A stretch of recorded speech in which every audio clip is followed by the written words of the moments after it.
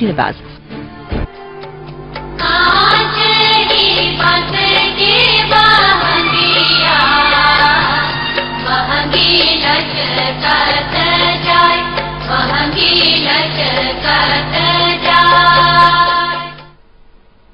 प्रणाम, स्वागत है आप सभी का। मैं हूं रुचि शर्मा। तो भगवान भास्कर की उपासना का महापर्व छठ की आप सभी को ढेर सारी शुभकामनाएं। सूर्य षष्ठी संसार की आत्मा कहे जाने वाले भगवान सूर्य को समर्पित सबसे बड़ा आज पर्व है।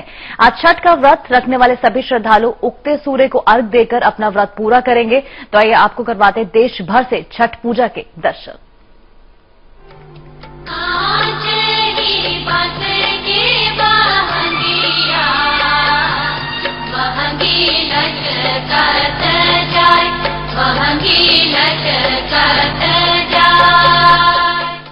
तो हमारे साथ मौजूद है जाने माने धर्मशास्त्री और ज्योतिष शास्त्री पंडित वैभव नाथ शर्मा जी। इनसे हम जानेंगे इस महाव्रत की महिमा और आपको दिखाएंगे देश भर के छठ पर्व की लाइव तस्वीरें। लेकिन सबसे पहले नजर डालते हैं छठ की क्या कुछ मान्यता है। सबसे बड़ा महापर्व, सबसे बड़ी उपासना, जगत के पालनकर्ता की आराधना, अध्यात्म के प्राण परमेश्वर की प्रार्थना, संसार के पोषक साक्षात ब्रह्म की अर्चना, चर अचर की आत्मा आदित्य को अर्घ्य, प्रकृति संस्कृति के संतुलन का महापर्व छठ। हम घाटे छठ महापर्व केवल सनातन धर्म ही नहीं, संसार के सभी पर्वों में अनूठा है। हर साल कार्तिक महीने के शुक्ल पक्ष की चतुर्थी तिथि से सप्तमी तिथि तक मनाया जाता है। पर महाअर्घ की महातिथियां होती हैं षष्ठी और सप्तमी। हालांकि छठ मूल रूप से बिहार, झारखंड और पूर्वी उत्तर प्रदेश में मनाया जाता है, फिर भी इसकी आंचलिकता, इसकी महिमा के आरे नहीं आ पाती, क्योंकि छठ महापर्व है। महादेवता सूर्य की आराधना है। सूर्य की वहन महादेवी छठी मैया की पूजा है। महातिथियों के महामुहूर्त में महापवित्रता के साथ महाकल्याण के लिए महाअर्घ्य अर्पित कर मनोकामनाएं पूरी करने के लिए मनाया जाता है।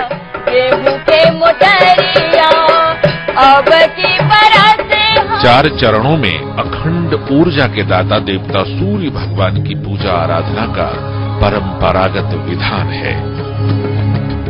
आदिदेव नमस्तु, सूर्य सबके हैं, आदिदेव नमस्तुभ्यं। सब कर सकते हैं इनकी आराधना, लेकिन छठ का महाव्रत करते हैं हर परिवार के प्रायः 1-2 लोग ही, क्योंकि इसके लिए बहुत जरूरी है भक्ति, निष्ठा, पवित्रता और समर्पण के साथ साथ पावन मन और दृढ़ संकल्प। छठ महापर्व के पहले दिन चतुर्थी तिथि को ही मन के साथ तन को सात्विक करने के लिए नहाय खाए का विधान है, जिसमें व्रती के लिए अरबा चावल, दाल और लौकी की सब्जी का एक भुक्त करना, यानी सिर्फ एक बार ही आहार लेना आवश्यक है।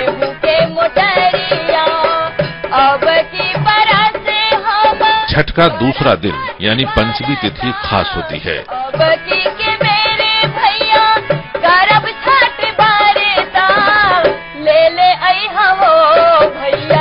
इसलिए कि मान्यताओं के मुताबिक इस दिन छठी मैया व्रती के घर के पूजा स्थल पर पधारती हैं।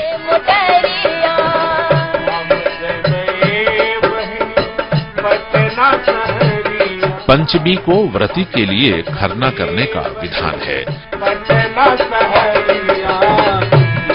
खरना में गुड़ की खीर, गेहूं की रोटी और फलों का भोग छठी मैया को चढ़ाया जाता है और उस प्रसाद को भी परिवार के लोगों को खिलाया जाता है। व्रती के लिए भी उस प्रसाद को ग्रहण कर अगले 36 घंटों के लिए अखंड निर्जला निराहार उपवास करने की परंपरा है। तब तक के लिए जब तक कि डूबते और उगते सूर्य को महाअर्घ्य अर्पित न कर दिए जाएं।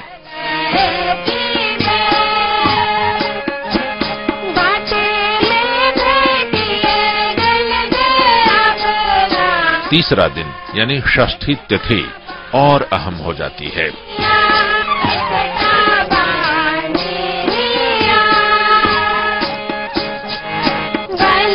क्योंकि तीसरे दिन की शाम भगवान सूर्य को परम श्रद्धा के साथ पहला महाअर्घ्य अर्पित किया जाता है।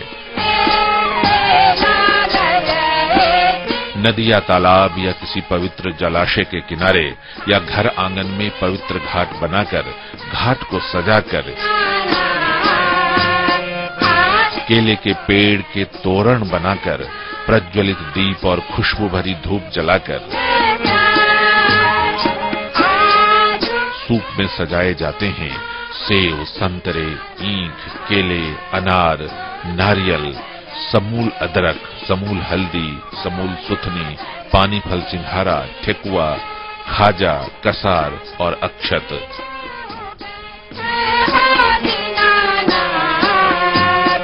सूर्यास्त के घंटे 2 घंटे पहले से ही पश्चिम मुख होकर व्रती को जल में खड़े होकर सूर्यमय होना पड़ता है।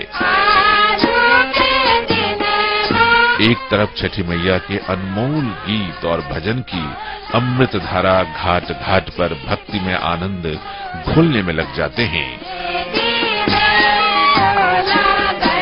तो दूसरी तरफ धीरे धीरे भगवान भास्कर अस्ताचल की ओर बढ़ते रहते हैं। पूरा वातावरण आध्यात्मिक रश्मियों से ओतप्रोत होने लगता है। ज्यों-ज्यों सूर्यास्त का शिखर करीब आता जाता है, भगवान सूर्य का जय घोष गगन चूमने लगता है। मंत्रों और आदित्य हृदय स्तोत्रों की अमृतमयी गूंज भक्तों को भाग्यवान बनाने में लग जाती है।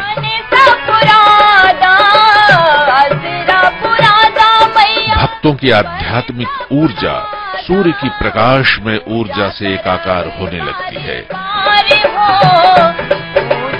और फिर जगत स्वामी सूर्य को सूप में सजाए गए प्रसाद को श्रद्धा सहित हाथों में लेकर जल या दूध से महाअर्घ्य अर्पित कर जीवन और जगत को धन्य करने वाले महापर्व छठ का पहला महाचरण संपन्न किया जाता है। भैया गेहूं के मोटा। चौथे दिन यानी सप्तमी तिथि की सुबह उगते सूर्य को उनकी पहली किरणों के आलोक में एक बार फिर पूर्व की संध्या की तरह ही महाअर्घ्य अर्पित कर सौभाग्य संपन्न बनाने वाले महापर्व छठ का दूसरा और अंतिम महाचरण पूरा किया जाता है। फिर व्रती करते हैं पारण और भक्त ग्रहण करते हैं प्रसाद, ताकि जीवन में कभी न हो दुख की बरसात और हमेशा छाया रहे आनंद का प्रभात। समय के लिए भोगेंद्र पाठक।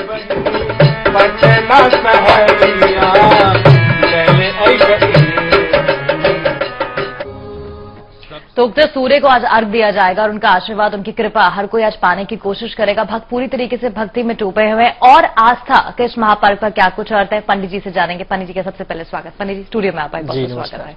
महापर्व बहुत मुश्किल, बहुत कठिन ये पर्व, क्या कुछ आस्था इसके पीछे? देखिए, इसके पीछे जहां तक आस्था की बात है तो सूर्यदेव जो है वो संपूर्ण चराचर जगत के प्राण माने जाते हैं, उन आत्मा कारक माने जाते हैं। तो सबसे ज्यादा प्रमुख ये है कि ये उस आत्मा की पूजा है जिसने पूरी सृष्टि को संचार किया हुआ है, संचारित किया हुआ है और ऊर्जा प्रदान करता है। तो ये पर्व जो है अगर सनातन परंपरा में देखें तो इस जैसा कठिन पर्व हमारे पूरे परंपरा में, पूरे धर्म में कोई नहीं है जितना कठिन पर्व ये है। 4 दिन की तपस्या का ये पर्व है। जिस तरीके से हम लोगों ने पूरे विस्तार से समझा अभी कि चतुर्थी तिथि से कितने कठिन तरीके से ये पर्व शुरुआत हो जाती है और इसके पर्व की तैयारियां जो है वो काफी समय पहले से होने लगती हैं। तो इस पर्व का महत्व जो है हमारे शास्त्रों में वो बहुत ज्यादा है। और सूर्यदेव की आराधना और जहां तक इसकी महत्ता के बारे में जाने तो ऐसा मानते हैं शास्त्रों के समय से कि भगवान श्री राजा राम जब वापस आए थे लंका पर विजय करने के बाद दिवाली मनाई गई थी, उनका स्वागत किया गया था अयोध्या नगरी में। उसके बाद वो षष्ठी तिथि ही थी जब भगवान श्री राम का राज्याभिषेक किया गया था। तो भगवान ने राजगद्दी को ग्रहण करने से पहले अगर पहली कोई आराधना की थी तो वो अपने कुल देवता की आराधना की थी, क्योंकि वो सूर्यवंशी थे। तो उन्होंने अपने कुलदेव सूर्यदेव की आराधना की थी और उसमें सीता का साथ होना बहुत अनिवार्य था। तो भगवान श्री राम और मां सीता दोनों ने पहले संध्या अर्घ दिया और उसके बाद सप्तमी तिथि को, यानी आज जो भी हम लोग देख रहे हैं जो अभी होने वाला है, वो उन्होंने सूर्योदय काल में सूर्यदेव को अर्घ दिया। फिर कालांतर में ऐसी बहुत सारी कथाएं मिलती हैं इस व्रत, इस पूरी परंपरा से जुड़ी हुई, कि भगवान श्री कृष्ण ने महाभारत काल में माता कुंती को यह सुझाव दिया था कि अगर आप सूर्यदेव की आराधना करती हैं तो आपके बच्चों का जो खोया हुआ साम्राज्य है, आपके संतान का जो साम्राज्य लुट गया है, वो उन्हें वापस प्राप्त हो सकता है। और वहीं महाभारत काल की अगर चर्चा करते हैं तो सूर्यपुत्र कर्ण को कौन भूल सकता है। कर्ण के पास जो तेज था वो सूर्यदेव का दिया हुआ था। तो कर्ण ने, ऐसा शास्त्रों का ये भी वर्णन है, कहीं कहीं ये भी मान्यता प्राप्त होती है कि कर्ण ने ही इस पर्व की शुरुआत की थी और सबसे पहले इस व्रत को किया था। देखिए सूर्यदेव जो है हमारे शास्त्रों में, अगर आज आप विज्ञान के दृष्टि से देखना चाहें तो भी बहुत ज्यादा महत्व रखते हैं। सबसे पहला कारण यह है, एक तो वो आरोग्यता प्रदान करते हैं और उसके साथ साथ जो कुष्ठ रोग हो जाता है, कुष्ठ रोग से बचने के लिए हमारे यहाँ ज्योतिष शास्त्र में सूर्यदेव की आराधना बहुत ज्यादा महत्व रखती है। किसी भी परिवार की वृद्धि के लिए, वंश वृद्धि के लिए और सौभाग्य वृद्धि के लिए जब तक सूर्य कुंडली में मजबूत न। स्टूडियो में पंडित जी मौजूद हैं, उनसे बातचीत कर लेते हैं। पंडित जी, 4 दिन का कठिन व्रत होता है और इसे कहा जा सकता है कि जिस तरीके से गन्ना, केला, ये तमाम चीजें रखी होती है, संस्कृति और प्रकृति का एक अद्भुत मिलन। देखिए निश्चित तौर पे ये बहुत ही विशेष महत्व रखता है। इन सारी चीजों का प्रयोग जो है वो हमारे धर्म में बहुत ही पुण्य और पवित्र बताया गया है। आप ये भी जान लीजिए कि इस पूजा में, इस पूरे अनुष्ठान में, इस महाअनुष्ठान में जो भी चीजें प्रयोग होती हैं हमारे शास्त्रों में, उसका विधि विधान ये है, या इस पूजा के लिए विधि विधान ये है कि वो पहली फसल की ही चीजें होनी चाहिए, चाहे वो गन्ना हो या जो भोग बनाया जाता है गेहूं के जो आटे का प्रयोग करते हैं वो भी पहली फसल का होना चाहिए।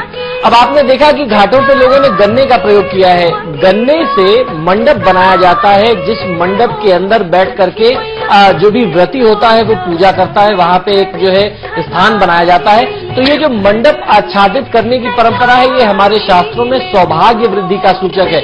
आपने देखा होगा कि विवाहों में भी अलग से मंडप बनाए जाते हैं। तो यहाँ पे बहुत ही छोटे तौर पे एक मंडप बनाया जाता है और वो मंडप पवित्र कैसे हो सकता है, उसका विशेष लाभ कैसे मिल सकता है और वो सबसे ज्यादा सौभाग्यवर्धक कैसे हो सकता है, तो उसके लिए गन्ने का प्रयोग किया जाता है।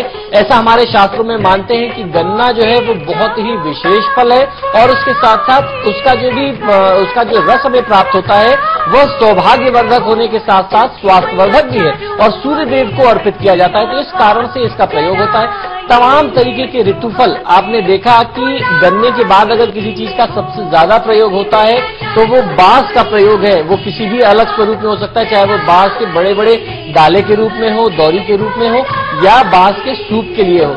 हमारे शास्त्र में ये भी कहते हैं कि बांस जो है वो सौभाग्यवर्धक होने के साथ साथ वंश वृद्धि का एक बहुत बड़ा सूचक है, इसलिए उसको वास्तु में भी प्रयोग करते हैं। और अलग मान्यताओं, दूसरे देशों की जो मान्यता है फेंग शुई में अगर आप देखेंगे तो स्वास्थ्यवर्धक के तौर पे उसको एक छोटे बांस के पौधे को अपने कमरे, अपने घर में भी रखते हैं। तो ये बहुत सारी ऐसी पुरानी मान्यताएं हैं जो हमारे आसपास तो हैं लेकिन हम उन्हें समझ नहीं पाते। तो बांस की बनी हुई चीजों का विशेष तौर पे डाले का बना हुआ प्रयोग या फिर सूप का प्रयोग इस वजह से ही करते हैं कि वो आपके वंश में वृद्धि करे और सूर्य देवता को वंश वृद्धि का देवता माना गया है। आपके जीवन में किसी भी प्रकार के कष्ट को हरने का देवता माना गया है। ज्योतिष शास्त्र में सूर्यदेव को पिता कारक माना गया है। समाज में आपकी जो प्रसिद्धि है, प्रसिद्धि कारक माना गया है। किसी व्यक्ति की आत्मा बताया गया है। जिस तरीके से मैंने कार्यक्रम की शुरुआत में कहा कि सूर्यदेव जो है संपूर्ण चराचर जगत की आत्मा है, उसी तरीके से व्यक्ति विशेष की कुंडली में किसी जातक के लिए अगर हम लोग आत्मा का कहीं से निर्धारण करते हैं, भविष्यफल करते हैं, कथन करते हैं, तो सूर्यदेव से ही देखा जाता है कि अगर व्यक्ति की कुंडली में सूर्य की स्थिति बहुत अच्छी है तो इसका मतलब कि वो व्यक्ति अंदर से संतुष्ट है। अगर सूर्यदेव की स्थिति अच्छी नहीं है तो वो अपनी स्थिति, परिस्थिति या सारा ऐश्वर्य होने के बावजूद भी मन से सुखी नहीं है, आत्मा से सुखी नहीं है। तो सूर्यदेव जो है वो सुख का कारक है, आत्मिक संतुष्टि का कारक है। तो ये जो अनुष्ठान है वो आत्मिक संतुष्टि प्राप्त करने का अनुष्ठान है और अपने जीवन को चरम पर ले जाने का अनुष्ठान है, जहां पे आप उनकी कृपा प्राप्त करके जो भी जीवन में कमी है, आत्मा में, मन में जो दुख है, उसको आप दूर कर सकते हैं। तो कुल मिलाकर के ये जो सारी चीजें हैं, उन चीजों का प्रयोग होना, वो एक एक चीज जो है आपके आसपास जो भी चीजें, जो भी सामग्री इसमें प्रयोग होती है, वो आपके जीवन में परिपूर्णता दर्शाती है। चाहे वो बांस से बनी हुई चीजें हो, चाहे वो ईंख हो, या अनाज का होना हो, या जितने भी मौसमी फल हम लोगों ने ऋतु फल देखे उनका प्रयोग किया जाना, ये हर तरीके से सौभाग्यवर्धक माना गया है। बिल्कुल। तो ज्योतिष शास्त्र के नजरिए से आज का दिन क्या कुछ महत्व रखता है, ये भी हम पर मौजूद है हमारे साथ पंडित जी। क्या कुछ विज्ञान ज्योतिष के नजरिए से इस दिन का खास महत्व रहता है? देखिए, ज्योतिष में अगर सूर्यदेव की बात करें तो उनकी महत्ता बहुत ज्यादा है, और जहां तक विज्ञान की बात है तो सूर्यदेव प्रत्यक्ष वह देवता है जो इस पूरे संपूर्ण चराचर जगत को ऊर्जा देते हैं। किसी भी प्रकार की कोई भी बीमारी नहीं रह जाती अगर आप सूर्यदेव की आराधना करते हैं। तो सबसे बड़ा विज्ञान तो यही है आरोग्यता प्राप्त करने का। जिस तरीके से अभी हम लोगों ने देखा, हम लोगों ने समझा कि लोग सूर्यदेव की आराधना कर रहे हैं अपनी मनौती पूरी करने के लिए, कोई मन्नत मांगी जाती है। तो ये जो मान्यता, ये जो धारणा बनी है मनौती पूरी होने की, उसके लिए भी इस व्रत में एक विशेष विधान है। वो विशेष विधान जो है वो कोशी भरने की मान्यता कही जाती है। और वो जो कोशी भरने की मान्यता है, आप किसी संकल्प को लेकर के करते हैं, या आपने अगर इस वर्ष किसी संकल्प के साथ कोशी भरा था और वो संकल्प आपका इस वर्ष के अंदर पूरा हो जाता है, तो आपको अगली छठ पूजा पे आपको उसको पूरा करना पड़ता है। तो वो जो कोशी भरने की मान्यता है, अर्थात संकल्प लेने की जो प्रक्रिया है, वो इस पूरे पर्व में, 4 दिवसीय पर्व में दूसरे दिन यानी खरना पूजा के बाद संध्या काल में अपने घर में जो पूजा स्थान बनाया जाता है, कुछ लोग उसको देवकरी कहते हैं, गन्ने का मंडप बना करके जिस स्थान में पूजा करते हैं, वहां पे मिट्टी के छोटे छोटे पात्रों में कोशी भरी जाती है। अर्थात वो संकल्प लिया जाता है कि हे प्रभु या हे छठी मैया, हम आपकी आराधना कर रहे हैं और हम आपके सामने ये संकल्प करते हैं, ये हमने संकल्प रखा है कि हमारा ये विशेष कार्य, इच्छित कार्य पूर्ण होना चाहिए। तो उसी प्रकार, उसी आस्था के साथ जब आप इस पर्व को करते हैं या कोशी भरते हैं, तो भगवान भास्कर अर्थात उसके साथ साथ छठी माता जो है वो आपके संकल्प को पूरा करती हैं। शास्त्रों में कहीं कहीं ऐसा भी रेफरेंस मिलता है कि छठी माता जो है वो सूर्यदेव की मां है, ऐसा रेफरेंस हमारे शास्त्रों में मिलता है। तो कुल मिलाकर के संतान प्राप्ति के लिए सबसे ज्यादा ये प्रयोग किया जाता है, ये उपाय किया जाता है, और उसके साथ साथ अपने परिवार में पति और पुत्र की सुरक्षा के लिए, उनकी वृद्धि की कामना के लिए, उनके संरक्षण के लिए, आरोग्यता प्राप्ति के लिए इस व्रत को और इस पर्व को मनाने की सबसे ज्यादा परंपरा है। और आपने ये भी देखा होगा कि सबसे ज्यादा अगर इस व्रत को कोई करता है तो वो परिवार की महिलाएं करती हैं। इस पर्व के पीछे एक धारणा ये भी है कि किसी परिवार में अगर ये पर्व चल रहा हो, ये व्रत चल रहा हो, तो उसको बीच में छोड़ा नहीं जाता जब तक उस वर्ष में आपके परिवार में कोई देहांत ना हो गया हो और आपने उसके प्रॉपर जो विधि विधान होते हैं वो न किए हो। जब तक आप उनके वार्षिक श्राद्ध न कर लें, उस बीच में आप इस पर्व को नहीं कर सकते। और अगर किसी महिला को इस व्रत को छोड़ना है, किसी परिवार में ऐसा कोई व्यक्ति है जो अब असमर्थ हो गया है, कोई व्रती जो इस व्रत को करने योग्य नहीं है, तो अगर उसको इस व्रत को छोड़ना है, इसका उद्यापन करना है, तो वो तभी छोड़ सकता है जब उसकी अगली पीढ़ी का कोई व्यक्ति इस व्रत को उठा ले। आपने यूं ही शौक में शुरू कर दिया और कुछ साल करने के बाद आप उसको छोड़ना चाहते हैं, ऐसा इसमें बिल्कुल नहीं हो सकता, क्योंकि ये बहुत ही निष्ठा और कठोर साधना का पर्व है। 4 दिन की साधना तो है ये, उसके बाद सूर्यदेव के प्रति आपकी निष्ठा जो है वो आजीवन रहती है। आप बीच में इस व्रत को छोड़ नहीं सकते।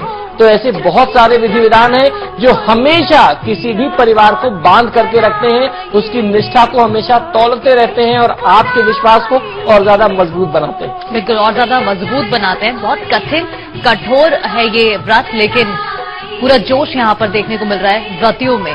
महिलाएं खासतौर पर बढ़ चढ़कर उनका सहयोग, उनको जोश बढ़ाने के लिए उनका पूरा परिवार इस वक्त वहां पे खड़ा होता है। इसके अलावा जैसे कि आपने जिक्र किया, मुश्किल भरा व्रत होता है, बीच में आप नहीं छोड़ सकते हैं। क्या वजह रहती है अगर कोई बीच में छोड़ दिया जाए तो इसके क्या कुछ नकारात्मक प्रभाव हो सकते हैं? देखिए, उसके नकारात्मक प्रभाव तो कुछ भी हो सकते हैं। उसका सबसे बड़ा कारण ये है कि अगर आपने इस व्रत को उठाया है तो आपको बीच में नहीं छोड़ना चाहिए। सूर्यदेव के रुष्ट होने का सबसे बड़ा एक खतरा होता है किसी भी परिवार के लिए। आपने इतनी श्रद्धा से, इतने विश्वास से, इतनी पूजा पाठ के साथ उनकी आराधना की है, इतनी कठोर तपस्या की है, तो आप बीच में नहीं छोड़ सकते। इसीलिए इस व्रत को करने वाले परिवार बहुत कम होते हैं। आपने देखा कि हर व्यक्ति इस व्रत को नहीं उठा सकता। जिसका आत्मविश्वास इतना है कि वो इस व्रत को आजीवन कर सकता है, जिसकी इतनी श्रद्धा है, या फिर उनको ऐसा लगता है कि अगर हम नहीं करेंगे तो हमारी संतानें इतनी संस्कारी है, हम अपनी बहुओं को ये व्रत कराना शुरू कर सकते हैं, आरंभ कर सकते हैं, तो निश्चित तौर पे आप इस व्रत को उठा सकते हैं। अब हम लोग ये भी देखते हैं कि उत्तर प्रदेश और बिहार, झारखंड के बाद, जैसा हम लोगों ने देखा, पूर्वांचल की बात हम लोगों ने देखी, अब इस व्रत की सीमाएं और ज्यादा बढ़ गई हैं। अब आप देखिए, महाराष्ट्र में, मुंबई में, या मैंने दुबई तक में देखा कि बहुत बड़े स्थिति में, बहुत बड़े स्तर पर, बहुत जोर शोर के साथ इस व्रत को मनाया जाता है, इस महापर्व को मनाया जाता है। और विदेशों में भी जो सरकारें हैं वो उसके लिए वहां पे रह रहे जो उत्तर भारतीय हैं उनके लिए पूरी व्यवस्था करती हैं। जिस तरीके से हमारे देश में अलग अलग राज्यों में सरकारों ने व्यवस्था दे रखी है, आप देखिए अच्छे अच्छे घाट बना दिए हैं इसके लिए। तो ये बहुत ही इसका महत्व, इससे ये पता चलता है कि ना सिर्फ उत्तर प्रदेश, बिहार और झारखंड के लोग अब इसकी महत्ता उससे बाहर निकल करके बाहर के लोगों ने भी सीखा है, समझा है, जाना है और वैज्ञानिक तौर पे उसको चेक किया है, उसको समझा है कि इस व्रत को करने से, इस तपस्या को करने से बहुत अच्छा लाभ मिलता है और उसके जो फल हैं वो अन्य है। तो वो आप कोई भी कर सकता है। अब इसकी जो कह सकते हैं कि इसका महात्म जो है वो अब एक विशेष स्थान से निकल करके, एक विशेष राज्य से निकल करके बाहर आ चुका है। पूरे देश भर में और न कि पूरे विश्व में लोग इसको मनाते हैं। तो ये बहुत ही विशेष पर्व हो जाता है। खासकर मुंबई में, महाराष्ट्र में तो बहुत ज्यादा इसका देखा जा रहा प्रचलन। बिल्कुल, और हर कोई सूर्य भगवान के दर्शन कर लेना चाहता है। कुछ देर अभी और पंडित जी इंतजार करना होगा। कब तक उम्मीद करें सूर्य जी? देखिए, जो आज सूर्योदय की जो घड़ी है, जो समय सूर्योदय काल बताया गया हमारे पंचांग में, वो है 6:39। लेकिन 6:18 से सूर्यदेव की लालिमा दिखनी आरंभ हो जाती है, तो उस समय से लोग उनको अर्घ देना शुरू कर देते हैं। अब आप देखेंगे अर्घ देने की परंपरा भी इसमें बहुत कठोर है। लोग 4-4 घंटे, 5-5 घंटे जल में खड़े होते हैं। जलमग्न होने का क्या विधान है, चाहे वो अस्ताचलगामी सूर्य हो या उदयाचलगामी सूर्य हो। अब आपने देखा कि ये जो समय है, ये जो काल है, इसमें ऋतु में परिवर्तन हो रहा है, अर्थात मौसम में परिवर्तन हो रहा है। तो अपने शरीर को इतना कठोर बनाना है, अपने शरीर को इस योग क्रिया के माध्यम से इतना मजबूत बनाना है कि आपके शरीर के अंदर जो रोग प्रतिरोधक क्षमता है वो बढ़े। आप जल में खड़े होकर के संध्या काल में अस्ताचलगामी सूर्य को अर्घ देते हैं, जो परंपरा कल निभाई गई और जो अब होने जा रहा है। तो ये जो है वो पूरी तरीके से एक योग क्रिया है, साधना की क्रिया है। इस 4 दिन की प्रक्रिया में इसको कर लेने के बाद इस व्रत को, किसी भी व्रती का शरीर जो है वो इतना मजबूत हो जाता है कि वो पूरे वर्ष पर्यंत किसी भी प्रकार के घटना से या कोई भी ऐसा रोग की स्थिति से अपने शरीर में आने से उसको रोकता है। आपके शरीर के अंदर की जो रोग प्रतिरोधक क्षमता है उसमें वृद्धि होती है। और जल में खड़े होकर के इतने समय तक तपस्या करना, वो भी एक बहुत विशेष महात्मा है।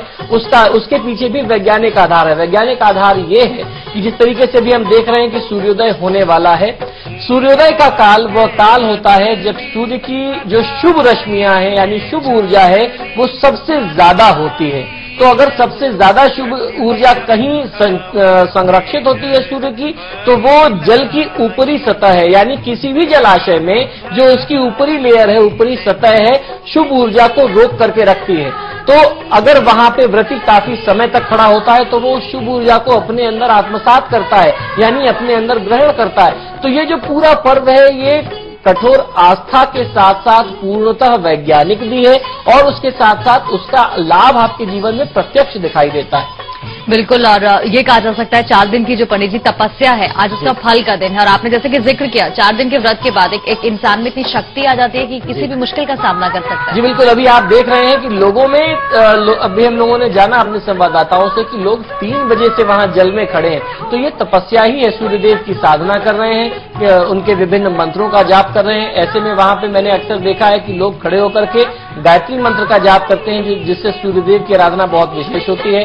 आदित्य हृदय स्रोत का पाठ करते हैं और उसके साथ साथ परिवार के जो लोग हैं वो सब साथ मिलकर के सूर्यदेव के लिए जो क्षेत्रीय गीत हैं, जो सोहर हम लोग सुन रहे हैं या क्षेत्रीय भाषा के गीत गाए जाते हैं, तो कुल मिलाकर के उनकी महिमा मंडन का ये जो पर्व है, उनकी आराधना का पर्व है, उनके गुणगान करने का पर्व है और उनसे अपनी कृपा मांगने का पर्व है, बहुत विशेष हो जाता है। बिल्कुल, और पंडित जी जिन लोगों ने आज व्रत नहीं रखा है वो आज सूर्य की आराधना कैसे कर सकते हैं? देखिए, जिन लोगों ने व्रत नहीं रखा है उनको भी इस व्रत में ऐसा नहीं है कि आपको पूरा लाभ नहीं मिल सकता है। यदि आप चाहते हैं, आपसे किसी भी कारण से इस व्रत को करना संभव नहीं हो पाया, तो बहुत आसान तरीका है। आप 6:39 के बाद सूर्यदेव को अर्घ दीजिए। जो भी आप अर्घ देंगे तांबे के पात्र से, उसमें कच्चे दूध से अर्घ आज दिया जाएगा, तो आप कच्चे दूध से सूर्यदेव को अर्घ दीजिए। आपके जीवन में किसी भी प्रकार का रोग, शोक, दोष नहीं रह जाएगा। संतान की अगर समस्या आपको बहुत ज्यादा आ रही है तो वो दूर हो जाएगी। शरीर में रक्त से संबंधित, यहाँ तक कि हमारे शास्त्रों में कैंसर जैसे रोगों के लिए भी सूर्यदेव को जिम्मेदार बताया गया। यदि सूर्य ठीक ना हो या आपके घर में, भवन में वास्तु से संबंधित, सूर्य से संबंधित कोई दोष है, पूर्व दिशा में दोष है, तो उसको दूर करने के लिए सूर्यदेव की आराधना होती है। इन सारे कष्टों से बचने के लिए आप सूर्यदेव की आराधना कर सकते हैं। अक्सर हम लोगों ने देखा है लोगों को चर्म रोग हो जाते हैं, तो नाना प्रकार की स्किन डिजीजेज आजकल होने लगी हैं। इतनी ज्यादा पोल्यूशन और इतनी ज्यादा बीमारियां फैल रही हैं, उससे बचने के लिए भी आप सूर्यदेव की आराधना कर सकते हैं। जिन बच्चों के लिए या जिन लोगों को अपने परिवार में किसी भी व्यक्ति को नेत्र से संबंधित कोई समस्या है, आंखों की कमजोरी है, तो उससे बचने के लिए भी, क्योंकि सूर्यदेव को भगवान के नेत्र बताया गया है, तो अगर आप उनकी आराधना करते हैं तो आपकी नेत्र ज्योति में भी वर्धन होता है, यानी वृद्धि होती है। बिल्कुल, यानी स्किन डिजीज है वो बेहतर हो सकता है, बिल्कुल आप ठीक हो सकते हैं। यानी कृपा आप आज आशीर्वाद जो है सूर्य भगवान की बहुत ज्यादा ले सकते हैं। समय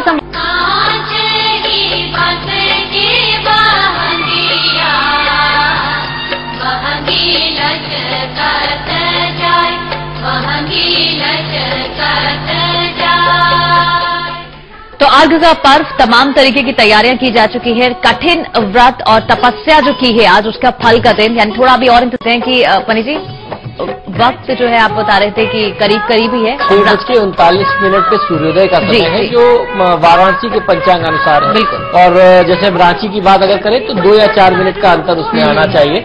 लेकिन सूर्य की लालिमा जब दिखना शुरू हो जाती है, वो 6:18 या 6:15 के आसपास का समय, तो अब से कह सकते हैं 10-12 मिनट का समय ही रह गया है। इसीलिए देखिए लोगों के अंदर अब अधीरता आ रही है, व्यग्रता आ रही है। अब लोग बहुत ज्यादा आतुर हो रहे हैं, उत्सुक हो रहे हैं। और इस पर्व में पूरे परिवार के साथ जो सम्मिलित होने का महात्म है वो बहुत ज्यादा विशेष है।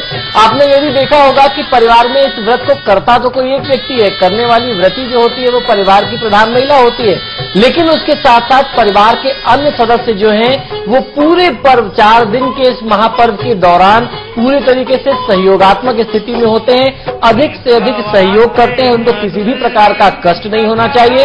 और परिवार में, घर के अंदर स्वच्छता का बहुत ज्यादा विधान इसमें रखा गया है, क्योंकि ये सूर्यदेव की पूजा है और जिनको जैसे मैंने बताया कि वो आत्मा कारक हमारे यहाँ माने जाते हैं, तो घर परिवार का साफ और शुद्ध होना, स्वच्छ होना, उसके साथ साथ पूजा स्थान का शुद्ध होना, स्वच्छ होना बहुत ज्यादा महत्व रखता है। तो उसका बहुत ज्यादा ध्यान रखा जाता है, जिसमें परिवार के सारे सदस्य लोग सहयोग करते हैं। इस पूजा को करने में आपने देखा कि परिवार की जो भी महिलाएं हैं, वो जो भी परिवार के लोग हैं, वो मांगलिक गीत गा रही हैं क्षेत्रीय भाषा में, वो अपनी तरीके से मंगलाचरण कर रही हैं। जो मंगलाचरण की व्यवस्था है वो बहुत ज्यादा विशेष महत्व रखती है, क्योंकि जब आप किसी प्रक्रिया को कर रहे होते हैं, किसी क्रिया को कर रहे होते हैं, उसी दौरान अगर आप शुभ मंत्रों का, शुभ गीतों का या शुभ शब्दों का उच्चारण करते हैं तो आपकी भावना भी अंदर से शुद्ध होती है और पवित्र होती है। तो इस कारण से मंगलाचरण किए जाते हैं। इसमें विधान ये भी है कि जब व्रती जिस दिन से इस व्रत को उठा ले, 4 दिन पर्यंत उनके कानों में किसी भी प्रकार के अशुभ संकेत नहीं पड़ने चाहिए, अशुभ ध्वनियां नहीं पड़नी चाहिए। अगर परिवार में कोई छोटा शिशु है, छोटा बालक है, उसके रुदन यानी उसके रोने की आवाज भी व्रती के कानों में न जाए। अधिक से अधिक शुभ ध्वनि उनके कानों में पड़े, वो शुभ वाद्य यंत्र हो सकते हैं, मंगलाचरण यानी जो भी पवित्र गीत गाए जाते हैं, मंगल गीत गाए जाते हैं, उसकी ध्वनियां पड़नी चाहिए। किसी भी प्रकार की कर्कश आवाज या कोई भी अशुभ ध्वनि उनको न मिले, जिससे आपका मन दुखी हो या आपकी भावना में कहीं कोई विघ्न, कोई बाधा आ जाए। तो ये व्रत जो है, इसीलिए हमारे शास्त्रों में इस जैसा कोई व्रत नहीं है। इसका महात्मा हमारे शास्त्रों में इन्हीं कुछ कारणों से बहुत ज्यादा विशेष हो जाता है। बिल्कुल, बहुत ज्यादा विशेष हो जाता है और हर नजरिए से, चाहे सेहत के नजरिए से कहें और तमाम तरीके की सफलता मिलती है। लेकिन भाई जी, अगर जैसे कि आपने कहा बहुत मुश्किल कठिन तपस्या होती है, अगर कोई परिवार का सदस्य व्रत रखता है और अब वो आगे नहीं रखना चाहता है, किस तरीके से वो दूसरे शख्स को ये व्रत देता है, किस तरीके का वो सब कुछ है? जी बिल्कुल, उसके लिए भी हमारे यहाँ शास्त्रों में नियम है। अगर कोई व्यक्ति, जिस तरीके से भी हमने देखा है कि बूढ़ी माता थी, वो असमर्थ लग रही थी, मुझे ऐसा लगता है कि जिन्होंने बताया कि काफी समय से करते आ रहे हैं, अगर उनकी अवस्था में कोई व्यक्ति आकर के इस व्रत को छोड़ना चाहता है, वो शरीर से अशक्त हो गया है, उनकी परिस्थितियां अब उनको गवा नहीं देती, तो ऐसी परिस्थिति में परिवार में जो भी अन्य सदस्य हैं, विशेषकर उनकी बहू, वो अपनी देखरेख में सबसे पहली बार अब अगले वर्ष वो अपनी बहू को इस व्रत को आरंभ करा सकती है। एक बार परिवार के किसी अन्य व्यक्ति ने, और ये तस्वीर हम आपको पटना की दिखा रहे हैं, छठी मैया के दर्शन, सूर्य भगवान को अर्घ देने की पूरी तैयारियां, पूरा जोश, उत्साह, खुशी व्रतियों में देखने को मिल रही है। घाटों में हर तरफ, हर जगह यही नजारा देखने को मिल रहा है। हुजूम जनसैलाब व्रतियों का उमड़ पड़ा है और हर कोई आज 4 दिन का व्रत जो खोलेगा, सूर्य भगवान का आशीर्वाद, कृपा पा लेना चाहता है। और ऐसी मान्यता है कि जीवन के जितने भी विघ्न होते हैं, बाधाएं होती हैं, मुश्किलें होती हैं, इस व्रत के जरिए आप उनको दूर कर सकते हैं और जितनी भी मनोकामनाएं, इच्छाएं आपके मन में हैं, आज सूर्य भगवान से आप मांग सकते हैं। पटना की तस्वीरें, इंतजार की घड़ियां खत्म होने को हैं और कुछ ही देर में सूर्य भगवान अपने दर्शन देंगे। तमाम तरीके की तैयारियां साजो सामान के साथ यहां पे व्रती पहुंचते हैं। इसमें और ये रांची की हम आपको तस्वीरें पनी जी ये दिखा रहे हैं दर्शकों को, किस तरीके से यहाँ पे भी हुजूम जो है उमड़ा हुआ है जी, और पूरी तैयारियां जो है यहाँ पे हो चुकी हैं। जी, भोग बनाया जाता है, उसका महात्मा बहुत ज्यादा होता है। भोग में ठेकुआ यानी पहले जो फसल आती है गेहूं की, उसका शुद्ध आटा लिया जाता है, उससे ठेकुआ बनाते हैं, गुड़ मिला करके वो महिलाएं स्वयं अपने हाथ से बनाती हैं पूरी शुद्धता और पवित्रता के साथ। उसके बाद अगर किसी चीज का सबसे ज्यादा महत्व होता है तो वो अरवा चावल में गन्ने का रस डाल करके बखीर बनाई जाती है, वो मीठे चावल बनाए जाते हैं। वो एक प्रकार की खीर है, देसी तरीका है उसको बनाने का। और उसके अलावा अगर किसी चीज का महात्मा होता है तो वो केले की पूड़ियां बनाई जाती है, अर्थात केले के फल की पूड़ियां बनाई जाती हैं, जो सूर्यदेव को अर्पित करते हैं और सूर्यदेव के साथ साथ छठी माता को अर्पित की जाती है। बिल्कुल, छठी माता को अर्पित की जाती है। तमाम तैयारियां जो है यहाँ पर नजर आ रही हैं। पटना की आपको तस्वीरें दिखा रहे हैं, जनसैलाब उमड़ा पड़ा है, भक्तों की भक्ति, आस्था, विश्वास, श्रद्धा यहाँ पर देखने को मिल रहा है। 4 दिन का कठिन व्रत, मुश्किल व्रत होता है बहुत ज्यादा, बिना खाए पिए यहाँ पे रहना पड़ता है और अब इसी घड़ी का और ये पंडित जी से जान लेते हैं। पंडित जी, ये तस्वीरें हम देख रहे हैं महिलाओं में सिंदूर, जी, इसके पीछे जो हम देख रहे हैं क्या मान्यता रहती है? देखिए, हमारे शास्त्र में सिंदूर को सौभाग्य द्रव्य बोला जाता है, ये सौभाग्य का सूचक है। और ये महिलाएं जिन्होंने, आपने देखा कि इन्होंने अपने नाक से लेकर के अपने माथे तक सिंदूर लगा रखा है, मांग भर रखी है, इन्होंने ये खुद से नहीं लगाया है। इनके परिवार में या वहां पे व्रत कर रही इस पूजा को करने जो भी और अन्य महिलाएं आई, ये साथ बैठ करके पूजा करती हैं और एक दूसरे के सौभाग्य की वृद्धि करने के लिए, उनकी मंगल कामना के लिए वो एक दूसरे को सिंदूर दान करती हैं। ये इसका महात्मा है। और जब आप सिंदूर धारण करके सूर्यदेव को अर्घ देते हैं तो उस स्वरूप में भगवान भास्कर जो है वो वृद्धि करते हैं, अर्थात अखंड सौभाग्य की प्राप्ति के लिए आप अर्घ देते हैं तो कुछ एक चुटकी उसमें भी डाल करके अर्घ दिया जाता है। और सूर्य देव को अर्घ देने की जो खास चीजें हैं, लाल चंदन के साथ साथ जल में सिंदूर का डालना भी एक बहुत प्रमुख विधान है। तो ये सूर्य से जुड़ी हुई सारी चीजें बिल्कुल, यानी अखंड सौभाग्य की अगर आप प्राप्ति करना चाहते हैं, पति की लंबी आयु की कामना कर रहे हैं, तो इस तरीके की मान्यता इसके पीछे पंडित जी ने बताई है। तस्वीरें आपको लगातार दिखा रहे हैं, उगते सूर्य को अर्घ देने की तैयारियां और तमाम तरीके की जो 4 दिन है कठिन जो है तपस्या की जाती है और आज फल का यहाँ पर दिन है। पनी जी, जब व्रत ये लोग खोलेंगे तब क्या कुछ होता है? गन्ना, केला, फल फूल, कच्चा दूध, तमाम चीजें इसमें बहुत कठोर तपस्या की जहाँ तक बात है, हम लोगों ने देखा कि तीसरे दिन से यानी कल प्रातः काल से ही स्नान ध्यान करने के बाद व्रतियों ने व्रत को उठाया, निर्जला व्रत को उठा लिया। अब आज जो है लगभग 36 घंटे का समय वो बीतने जा रहा है। 36 घंटे के बाद आप यूं ही कोई भी चीज ग्रहण नहीं कर सकते, आपका शरीर जो है उसको अलाउ नहीं करेगा। तो ऐसी परिस्थिति में सबसे पहले आपकी पाचन क्रिया को दोबारा दुरुस्त करने के लिए कच्चा दूध ग्रहण किया जाता है। कच्चा दूध इस वजह से भी ग्रहण करते हैं कि वो एक बहुत विशेष भोग है, आपने सूर्यदेव को उससे अर्घ दिया है और उसके बाद आप उस प्रसाद को ग्रहण करते हैं, उससे आप व्रत खोलते हैं। उस व्रत खोल लेने के बाद आप जितनी भी सारी चीजें आपने प्रभु को अर्पित की थी, भगवान भास्कर को, आदित्य श्री को अर्पित की थी, आप उसको ग्रहण करते हैं। उसमें अन्य प्रकार के सारे ऋतुफल हैं और उसके साथ साथ जो पकवान घरों में बनाए गए थे, ठिठवा, केले की पूरियां इत्यादि, उसको ग्रहण करके व्रत खोलते हैं। बिल्कुल, यानी जो सबसे पहले व्रती व्रत खोलेंगे, कच्चा दूध जो है वो ग्रहण करेंगे, फिर 36 घंटे तक निर्जला व्रत रखा गया है, कुछ खाया नहीं, कुछ पिया नहीं गया है और सबसे पहले व्रती व्रत खोलते वक्त कच्चा दूध ही यहाँ पे ग्रहण करेंगे। 3 तस्वीरें आपको दिखा रहे हैं, लातेहार, पटना और दिल्ली, और हर तरफ नजारा बहुत ज्यादा खुशनुमा, पूरा जोश, यहाँ पर उत्साह देखने को मिल रहा है और हर व्रती आज सूर्य भगवान के दर्शन कर लेना चाहता है, उनकी कृपा, उनका आशीर्वाद पा लेना चाहता है, क्योंकि ऐसी मान्यता है, क्योंकि आज अगर आप कृपा पा लेते हैं सूर्य भगवान की तो जीवन भर की जितनी भी विघ्न बाधाएं हैं वो दूर हो जाती है। पंडित जी, आज अगर कृपा मिल जाती है तो सारी विघ्न बाधाएं दूर। जी निश्चित तौर पे आज का दिन बहुत ही महत्वपूर्ण दिन है। 3 दिन की कठोर तपस्या का आज फल लेने का दिन है, तो आज कोई भी इस अवसर को छोड़ना नहीं चाहेगा।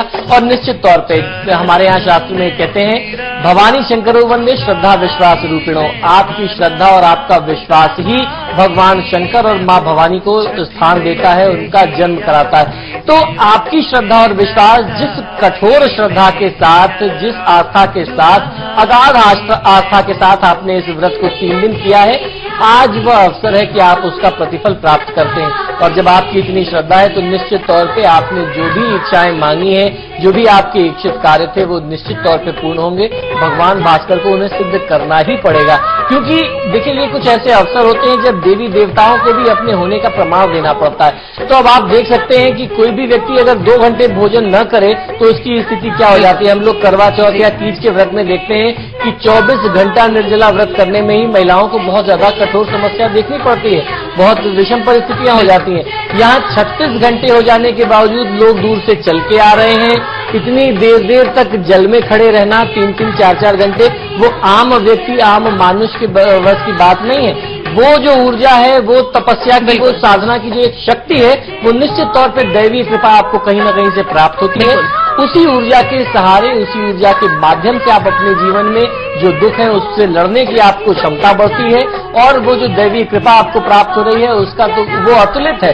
और ये कृपा आज लेने का सबसे ज्यादा महत्वपूर्ण दिन। बिल्कुल, और ये अपने आप में एक बहुत बड़ी बात है कि 36 घंटे तक निर्जला व्रत रखना और उसके बाद भी पूरे जोश में रहना। फिलहाल तस्वीरें लगातार दिखा रहे हैं और समय संवाददाता ईशा मिश्रा इस वक्त लखनऊ से जुड़े हुए हैं। ईशा, इंतजार की घड़ियां फिलहाल कहा जा सकता है खत्म होने वाली है और तैयारियां भी पूरी हो चुकी है और पूरा जोश इस वक्त व्रतियों में देखने को मिल रहा है। पनी जी, 36 घंटे का ये महाव्रत, मुश्किल, कठिन तपस्या, और आपने जैसे कि जिक्र किया था, ये ईश्वर कृपा ही हो सकती है जो इतने घंटे रुकते हैं लोग। जी निश्चित तौर पे ये ईश्वर की कृपा है और उसके साथ साथ उस देवता में इनकी इतनी कठोर श्रद्धा है, इतनी निष्ठा है, वो निष्ठा, वो विश्वास ही इनको जागृत रखे हुए है। जिस तरीके से अभी वाराणसी से आ रही तस्वीरों में हम लोगों ने देखा कि एक महिला घाटों पे जो लोगों ने अपने अपने मंडप बना रखे थे, वहां जा करके मत्था टेक रही थी, चरण स्पर्श कर रही थी। तो ये एक बहुत बड़ा सूचक है। वो स्वयं वहां पे आई हुई है पूजा करने के लिए, उन्होंने स्वयं अपना मंडप बनाया हुआ है, वो स्वयं वहां मत्था टेक सकती थी, लेकिन ये उनकी श्रद्धा है, ये उनका विश्वास है। जितने लोगों ने वहां पे पूजा के लिए अपने स्थान सजा रखे हैं, वो उन सबके पास जा करके प्रणाम कर रही थी। तो ये जो इस तरीके की भावना है, ये जन कल्याण की भावना है और उसके साथ साथ अपने आराध्य में, अपने साध्य में इतनी कठोर निष्ठा है, वह एक भी क्षण, एक भी ऐसा अवसर मिस नहीं करना चाहते, उससे चूकना नहीं चाहते जहां से उनको कृपा मिल सकती है। तो निश्चित तौर पे ये 36 घंटे का व्रत कर लेना किसी भी एक स्वस्थ व्यक्ति के लिए भी आसान नहीं है। आप एक वृद्ध व्यक्ति की तो बात ही छोड़ दीजिए। हम लोग देख रहे हैं कि इसमें ज्यादातर महिलाएं जो है वो वृद्धावस्था को प्राप्त हो रही हैं, और उसके साथ साथ आज जो नई पीढ़ी के लोग हैं वो भी इस व्रत को उतनी ही बढ़ चढ़ करके करते हैं। इसका प्रचार प्रसार और ज्यादा हो रहा है। तो ये जो कुछ भी व्रत की परंपरा है, आज इतना मॉडर्न हो जाने के बाद, आधुनिक हो जाने के बाद भी इस तरीके की रीतियां जो है वो हमें हमारे संस्कारों से जोड़ करके रखती हैं।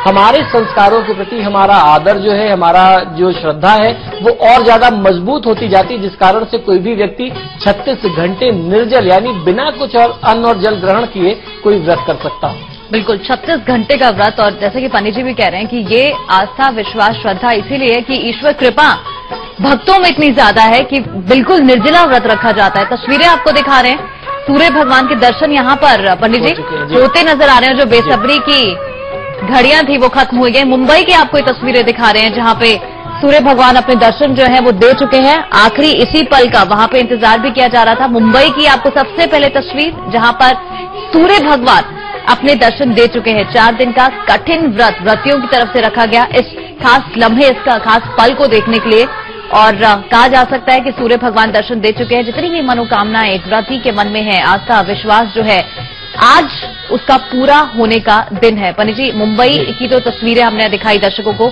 घड़ियां जो बेसब्री से इंतजार की जा रही थी वहां खत्म हुई है। जी बिल्कुल, देखिए अब जैसे हम लोगों ने देखा कि सूर्यदेव उदयाचल सूर्य के दर्शन हो चुके हैं, तो भगवान भास्कर को जो अर्घ देने की प्रक्रिया थी वह क्रम अब यहीं से आरंभ होता है। तो अब पूरे देश में जो है अर्घ की प्रक्रिया वो आरंभ हो चुकी है। अब हर जगह जिस तरीके से कुछ मिनटों के अंतर पे सूर्यदेव दर्शन देना आरंभ करेंगे, उसी के क्रम के अनुसार अब लोग अर्घ देने की भी प्रक्रिया शुरू करेंगे। निश्चित तौर पे कठोर तपस्या थी, अब अर्घ देने के बाद उनकी आरती की जाएगी, ये उसका अगला चरण होगा। सबसे पहला चरण जो होगा वो तांबे के पात्र से एक लोटे से दूध का अर्घ दिया जाता है। विशेष अर्घ वही होता है जिसको विशेषार्घ कहते हैं। उस विशेषार्घ को देने के बाद भगवान श्री भास्कर की आरती की जाएगी। पूरे परिवार के लोग एक साथ मिलकर के सूर्यदेव की आरती करेंगे, और उसके बाद फिर व्रत और प्रसाद को ग्रहण करने के बाद सबसे पहले व्रती उस प्रसाद को ग्रहण करता है, और उसके बाद परिवार के अन्य सदस्य और वहां पे मौजूद जितने लोग हैं उनके बीच में उस प्रसाद को वितरित करके फिर अपने घर वापस आते हैं। और वापस आते समय भी वह उत्साह जो है वो बना रहता है। मंगल गीत गाते हुए, गाते बजाते, कुछ लोग आपने देखा कि वो बैंड बाजे के साथ भी गए हैं, तो वो उसी क्रम में, उसी उत्साह में वापस आते हैं। और आने के बाद ये खुशी मनाते हैं कि 4 दिन की एक कठोर तपस्या आज सकुशल संपन्न हो गई है। भगवान भास्कर हमारा और हम सबका कल्याण करें। बिल्कुल, भगवान भास्कर हम सबका कल्याण करें, और इसी उम्मीद के साथ जनसैलाब की ये तस्वीरें उमड़ पड़े हैं घाटों में। पटना की तस्वीरें, मुंबई में सूर्य भगवान अपने दर्शन दे चुके हैं। आखिरी पल, ये घड़ियां, इंतजार जो है वो फिलहाल खत्म ही होता नजर आ रहा है। पटना की तस्वीरें जहाँ के ये घाटों की आपको तस्वीरें दिखा रहे हैं, इस वक्त भक्तों की भक्ति देखने लायक है। और पंडित जी, जिस तरीके से आपने कहा सूर्य भगवान जब दर्शन देंगे, प्रसाद बांटेंगे, सबसे पहले जो व्रत रखने वाली महिला है वो प्रसाद लेगी, उसके बाद सबको बांटेगी। आगे कोई खास तरीके के भोग होते हैं कि आज कुछ इसी तरीके के भोग आज बनाने हैं और दोनों सबको देने हैं? देखिए, आज की तिथि में जो सबसे ज्यादा महात्मा रखा जाता है, अक्सर लोग जो है वो कच्चा भोजन करने से बचते हैं, अर्थात दाल, चावल, रोटी, सब्जी, इस तरीके के जो कच्चे भोज की प्रक्रिया है उससे बचते हैं। कोई भी इस तरीके का विशेष अनुष्ठान होने के बाद पक्के भोग का नियम है, जिसमें पूरी और खीर का होना सबसे ज्यादा विशेष स्थान रखता है। तो आज इस तरीके के भोजन ही परिवार में बनेंगे और वही ग्रहण किए जाएंगे। व्रती जो है वो बहुत ही संयमित भोजन करता है, क्योंकि उसका कारण यह है कि 36 घंटे का निर्जला व्रत करने के बाद उनको दोबारा अपनी प्रक्रिया में, अपनी रूटीन में वापस आने में, दिनचर्या को प्राप्त करने में कुछ समय लगता है। तो वो 1-2 दिन का समय होता है जब वो पूरे साधना के क्रम से बाहर आ पाते हैं और अपना जीवन सामान्य करके भोजन ग्रहण कर पाते हैं। बिल्कुल, और बहुत खूबसूरत तस्वीर ये पंडित जी दिख भी रही है। लातेहार की तस्वीर, धीरे धीरे अब जो है सूर्य भगवान अपने दर्शन देना शुरू हो गए हैं, और 4 दिन की जो कठिन तपस्या, जो निष्ठा से व्रतियों ने व्रत रखा है, वो खोलने का वक्त अब आ चुका है। जी अवश्य। देखिए, अब जिस तरीके से हम लोग देख रहे हैं, बहुत ही दुर्लभ दृश्य है। इस तरीके के सूर्योदय आजकल अब हम लोग नहीं देख पाते, क्योंकि लोगों के अंदर इतने आलस्य की स्थिति है, लोग देर से उठते हैं। इस दर्शन के लिए ही व्यक्ति जो है वो 4 दिन की तपस्या कर रहा था। ये जो उदयाचल सूर्यदेव हैं, इनको ही अब अर्घ देने की प्रक्रिया निश्चित तौर पे शुरू हो गई है। पूरे देश में कुछ कुछ समय का अंतर होगा, अब लोग अर्घ देना शुरू कर चुके हैं। जिस तरीके से हम लोगों ने पहली तस्वीर मुंबई से देखी, मुंबई में अर्घ देने की प्रक्रिया शुरू हो चुकी है और उसके बाद अब धीरे धीरे उत्तर भारत की तरफ बढ़ते चलेंगे। बिल्कुल, ये तस्वीर बहुत ही खूबसूरत। इंतजार किया जा रहा था सूर्य भगवान का कि कब वो आएंगे और आकर दर्शन देंगे। 4 दिन का मुश्किल वक्त जो है, 36 घंटे का वक्त, निर्जला व्रत, ना खाया गया ना पिया गया। उसके बाद अब ये व्रती अपना व्रत खोलेंगे और ऐसी मान्यता है कि अगर आज आप ईश्वर की कृपा यानी सूर्य भगवान की कृपा पा लेते हैं तो जीवन की जितनी भी मुश्किलें हैं, बाधाएं हैं, उनसे आप दूर हो सकते हैं। और आस्था, विश्वास, निष्ठा भरा ये व्रत, जहां पे जनसैलाब इस वक्त उमड़ा पड़ा है। पटना की तस्वीरें जहां पे सूर्य भगवान को अर्घ देने के लिए हर कोई बेताब नजर आ रहा है। मुंबई में हमने देखा सूर्य भगवान अपने दर्शन दे चुके हैं। तमाम तरीके के इंतजामात प्रशासन की तरफ से भी, भक्त पहुंच रहे हैं, भक्ति में कोई खलल ना पड़े, कोई मुश्किल का सामना ना करना पड़े और अच्छे तरीके से वो सूर्य भगवान का अर्घ दे सके। पंडित जी, तस्वीरों में हम देख रहे हैं थाल में बहुत कुछ सजाया जा रहा है। जी अवश्य, देखिए जिस तरीके से हम लोग देख रहे हैं कि नारियल पुष्प के साथ साथ लौकी भी है। तो इस पर्व में जो, जैसे मैंने बताया कि जो मौसम के सबसे पहले फल या सब्जियां होती हैं उनको ग्रहण किया जाता है। जो सबसे पहले दिन खरना की पूजा होती है उसमें लौकी की सब्जी खाई जाती है, लौकी और चावल की सब्जी बनाई जाती है, वो ग्रहण करते हैं। तो उस तरीके से वही चीजें देवता को यहाँ अर्पित भी करते हैं। और ये पर्व एक ऐसा पर्व है कि जिसमें कोई बहुत आडंबर की आवश्यकता नहीं है। आपके आसपास, आपके इर्द गिर्द जो भी चीजें यथासंभव, यथा सामर्थ्य आपको बहुत सहजता से उपलब्ध है, वही चीज आप स्वयं भी ग्रहण करते हैं और अपने देवता को भी अर्पित करते हैं। तो ये इस पर्व की सबसे ज्यादा महत्ता है और प्रकृति के साथ इसका तालमेल तो निश्चित तौर पे बनता है। उसका सबसे पहला प्रमाण ये है कि जो भी चीजें सबसे पहले फसल की आती हैं वो अर्पित की जाती है, चाहे वो अन्न हो चाहे वो फल, चाहे वो अन्न हो या फल हो, यानी सबसे पहले जो चीजें आती है उनको सूर्य भगवान को अर्पित किया जाता है। धीरे धीरे सूर्य भगवान दर्शन देना शुरू भी हो गए, यानी 36 घंटे की तपस्या का जो दिन था वो अब फल में नजर आ रहा है। पंडित जी, आप स्टूडियो में आए, चर्चा में शामिल हुए, बहुत बहुत शुक्रिया। जय श्री कृष्ण। और फिलहाल इसी के साथ हमारी इस खास पेशकश में इतना। यहाँ पर एक छोटा सा ब्रेक, आप चलते रहिए सब।